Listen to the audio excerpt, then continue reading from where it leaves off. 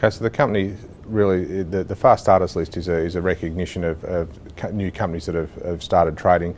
The qualification for this list was you had to start trading after the end of the financial year ending June 30, 2005, and you had to have 2 years of audited results after that. So the list actually measures revenue for the 08-09 financial year, which finished obviously June 30 last year. So we were lucky enough to be on the top of that list out of all the other companies that were recognised as part of the magazine. So I think that's a good recognition of what we've been able to achieve to date.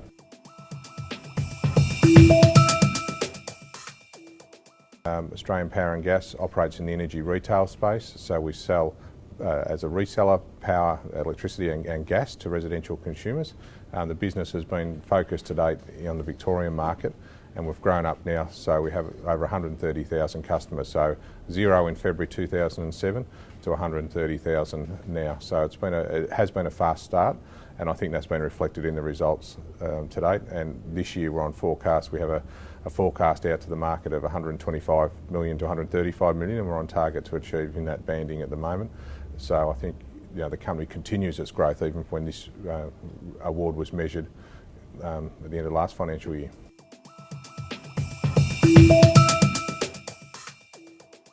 Yeah, so the business is underpinned by our key shareholder, which is the Cobra Group, which is the world's biggest direct sales company.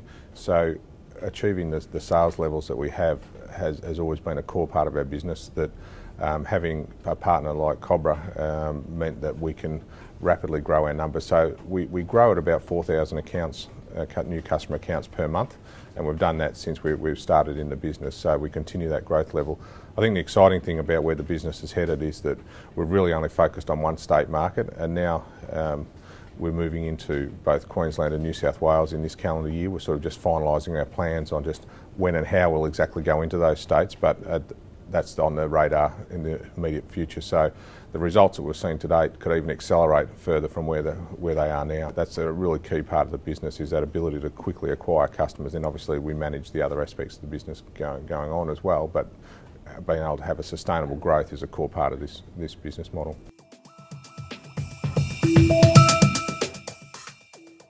Sure. So what's happening in Queensland and New South Wales, as people will probably have seen from some of the press, that prices are moving quite rapidly in both those states. The prices are regulated in those states and set by the government, but we're now seeing the government start to actually recognise the true cost of supplying energy. And what that's meant is there's now ability for retailers to compete, because there's now a return that you can get on the capital invested in the business. So it allows new entrant retailers such as ourselves to compete against some of the existing players in the market, which means that customers in those states will have a greater choice of the energy companies they can buy energy from. So from an overall effect on the Australian Power and Gas business model, it's a very strong one, because it really allows us to grow even faster than what we have been growing in the past. So we're very happy that the governments have decided now to start to get to that cost reflective price level. There's probably a little bit of work to go, but it's starting to get there.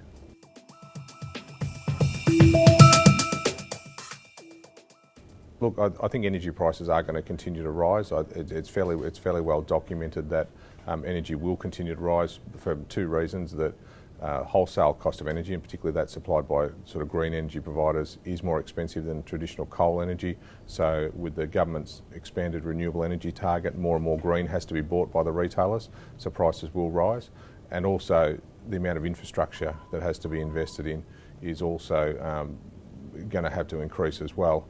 So prices will continue to rise quite rapidly. It will become a much bigger part of people's share of their wallet. But from our business model perspective, we work on a percentage of the revenue as our margin. So as the overall revenue rises, if we can hold the same percentage, it will deliver a greater return to the business. So it's a positive from our business, and certainly by investing in our company, you can also sort of have something on the other side of rising power prices, rather than just having to pay for the power prices at your house as well.